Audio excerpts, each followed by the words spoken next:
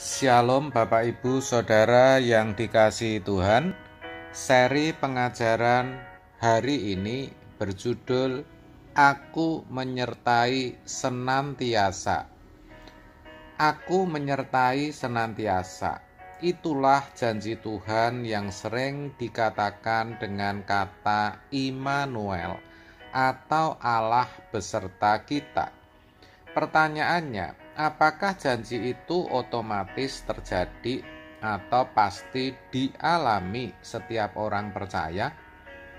Untuk memperoleh jawaban yang tepat, kita akan baca apa yang tertulis dalam Matius 28 ayat 19 sampai 20. Karena itu, pergilah, jadikanlah semua bangsa muridku, dan baptislah mereka dalam nama Bapa dan Anak dan Roh Kudus, dan ajarlah mereka melakukan segala sesuatu yang telah kuperintahkan kepadamu.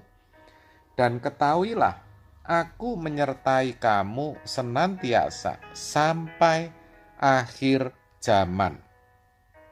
Saudara, ternyata janji penyertaan Tuhan itu sangat terkait dengan tugas yang diberikan kepada para muridnya sebelum ia naik ke surga.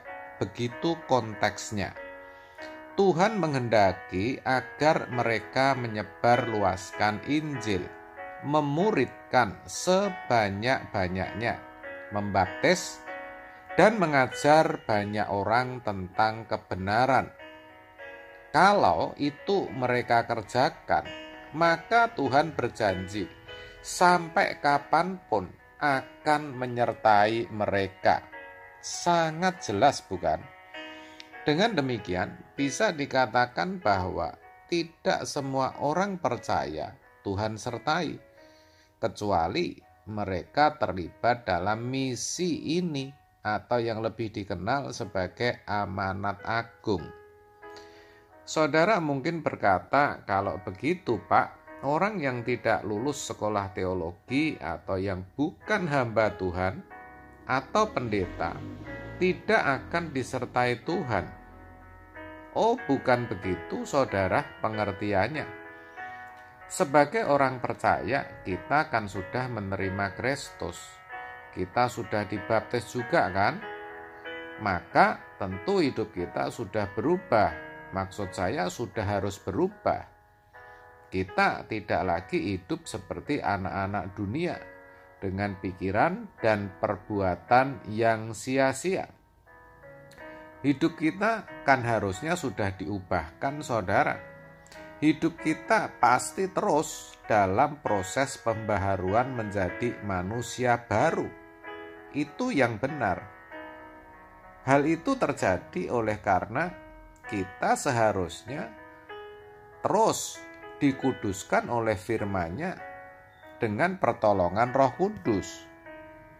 Dengan hidup yang seperti itu, sejatinya tanpa sadar kita sedang menjadi saksi Kristus. Karena melalui hidup kita, orang bisa mengenal kebenaran. Dan bukannya tidak mungkin orang akan menerima Injil, bersedia dikembalikan ke rancangan semula. Dengan demikian, sejatinya kita adalah orang yang patut disertai Tuhan. Sebaliknya, ketika ada orang hidup sembarangan, suka-suka sendiri, dan tidak mencerminkan kehidupan Kristus, maksud saya, konteksnya adalah orang percaya ya saudara. Tentu terhadap orang seperti itu Tuhan tidak akan menyertai. Dalam bagian lain dikatakan dalam Lukas 1 ayat 28 demikian. Ketika malaikat itu masuk ke rumah Maria, ia berkata, "Salam, hai engkau yang dikaruniai, Tuhan menyertai engkau." Saudara, ini kisah tentang kelahiran Tuhan Yesus. Dengan jelas dikatakan oleh malaikat bahwa Tuhan akan menyertai Maria. Kapan? Yaitu ketika Maria berkenan menjadi perawan yang melahirkan bayi Yesus. Jadi bersyarat, saudara.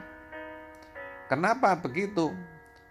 Karena Maria rela menanggung resiko yang berat demi Kristus. Bisa jadi dia ditinggal oleh Yusuf, tunangannya. Ia dicemooh banyak orang. Bahkan bisa jadi dirajam atau dilempari batu sampai mati karena dianggap telah melakukan zina. Demikianlah budaya waktu itu. Kalau Maria bersedia, itu artinya Maria rela memberikan seluruh hidupnya untuk Yesus. Itulah kenapa Tuhan menyertai. Dan memang akhirnya kita tahu Maria bersedia menjadi ibu Yesus. Maria adalah orang yang pantas, yang layak disertai Tuhan. Bagaimana dengan kita, saudara dan saya? Apakah Tuhan juga akan menyertai kita? Jawabnya tergantung, saudara. Apakah kita juga menyerahkan hidup kita bagi Kristus yang telah mati bagi kita?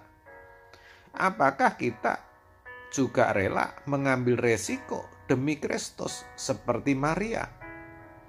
Ditolak, bahkan tidak diakui sebagai anggota keluarga, diusir, mengalami penderitaan oleh karena pemberitaan Injil, atau barangkali karir kita terhenti karena kita Kristen, dan masih banyak lagi. Intinya, apakah kita juga berani menderita bagi Yesus? Saudara, saya percaya kok, ketika seseorang benar-benar telah menyerahkan hidupnya untuk Tuhan, ia tidak akan takut dengan apapun juga, tidak akan mengkhawatirkan dirinya lagi.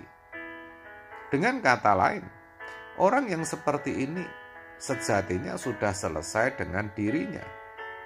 Tidak ada lagi yang diingini kecuali menyukakan hati Tuhan. Terhadap orang-orang seperti inilah Tuhan menyertai. Sebab itu, mari saudara, kita periksa diri kita masing-masing. Apakah segenap hidup kita sudah untuk Tuhan atau masih untuk kepentingan kita, saudara? Ingat, Tuhan akan menyertai kita ketika kita rela menyerahkan hidup kita untuk Dia seperti Maria.